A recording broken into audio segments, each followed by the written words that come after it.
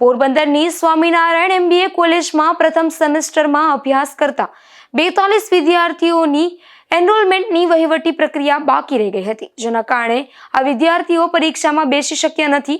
ત્યારે વિદ્યાર્થીઓના હિતમાં આજે બેઠકનું આયોજન થયું હતું। પોરબંદરના છાયા વિસ્તારમાં સ્વામિનારાયણ સંકુલમાં MBA અભ્યાસ માટે કોલેજ આવેલ છે।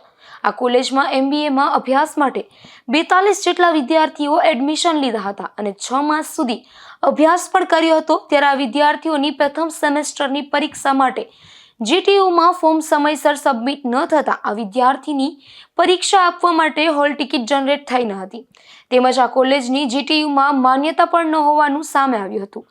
આ વિવાદ બાદ આજે સ્વામિનારાયણ કોલેજના ટ્રસ્ટીઓ તેમજ વિદ્યાર્થીઓ અને વાલીઓની બેઠક યોજાઈ હતી, જે બેઠકમાં ટ્રસ્ટીઓ દ્વારા પોતાના ખર્ચે વિદ્યાર્થીઓ જામનગરની કોલેજમાં એડમિશન અપાવી દેવા અને તેમની પરીક્ષા સહિતની તમામ વ્યવસ્થા કરી દેવા પ્રસ્તાવ મૂકવામાં આવ્યો હતો।